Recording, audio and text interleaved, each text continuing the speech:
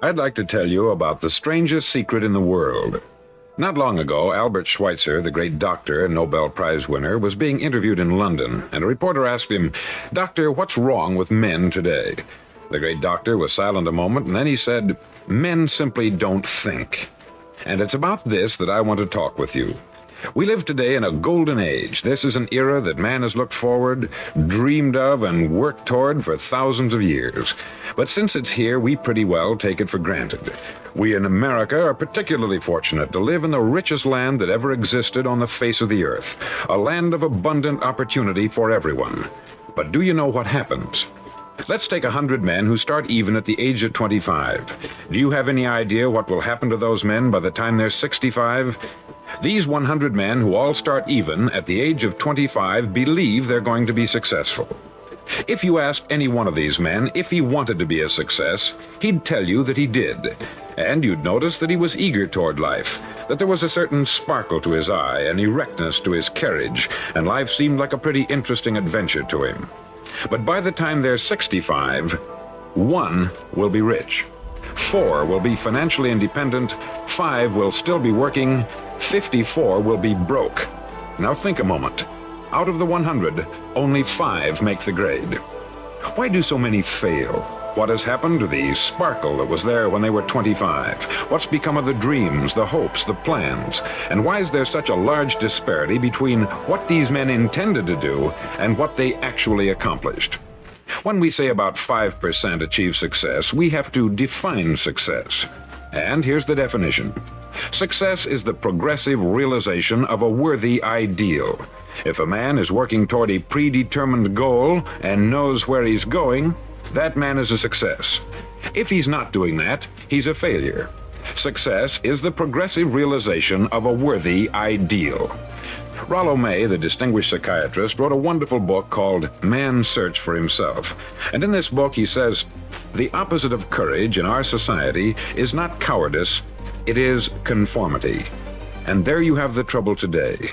It's conformity. People acting like everyone else, without knowing why, without knowing where they're going. Now think of it. In America right now, there are over 14 million people 65 years of age and over, and about 13 million of these 14 million are broke. They're dependent on someone else for life's necessities. Now, we learn to read by the time we're 7. We learn to make a living by the time we're 25.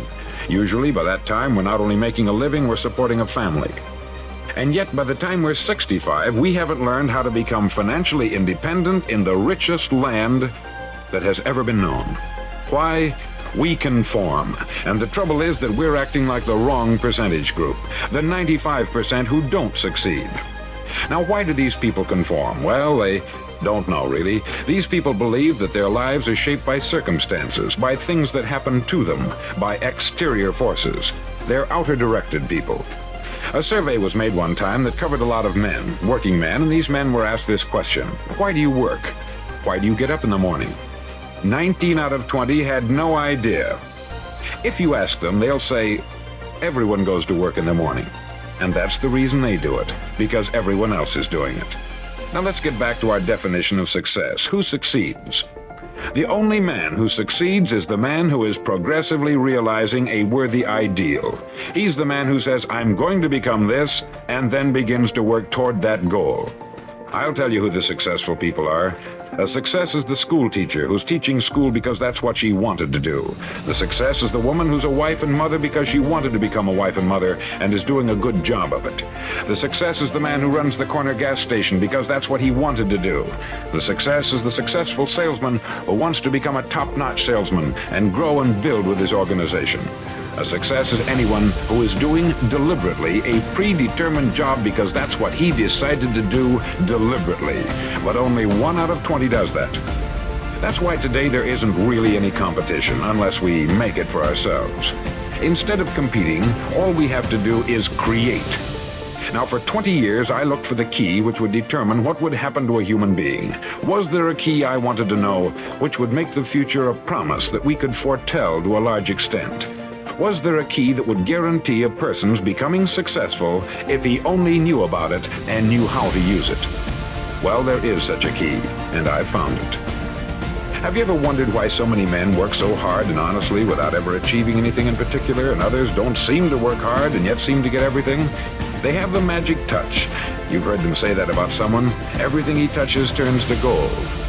And have you ever noticed that a man who becomes successful tends to continue to become successful? And on the other hand, have you noticed how a man who is a failure tends to continue to fail? It's because of goals. Some of us have them, some don't.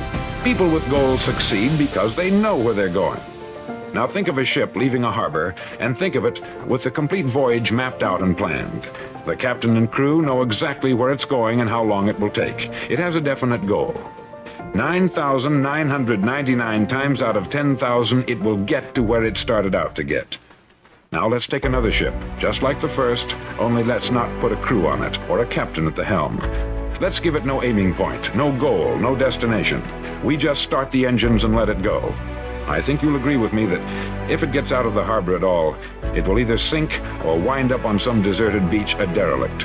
It can't go any place because it has no destination and no guidance. It's the same with a human being. Take the salesman, for example.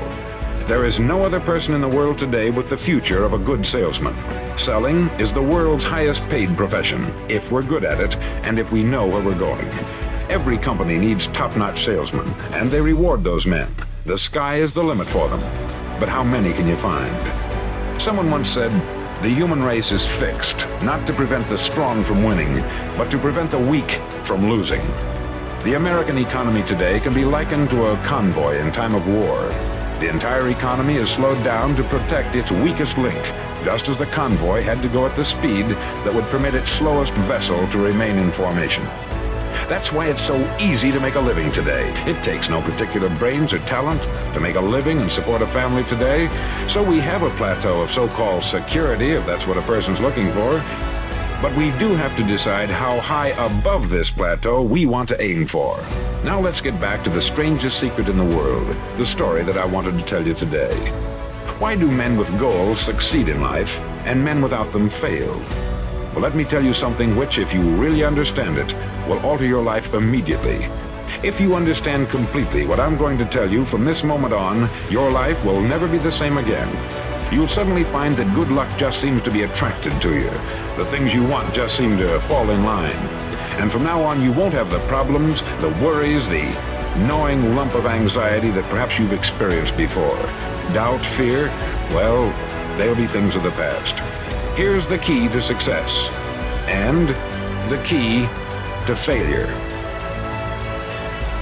We become what we think about. Now let me say that again. We become what we think about.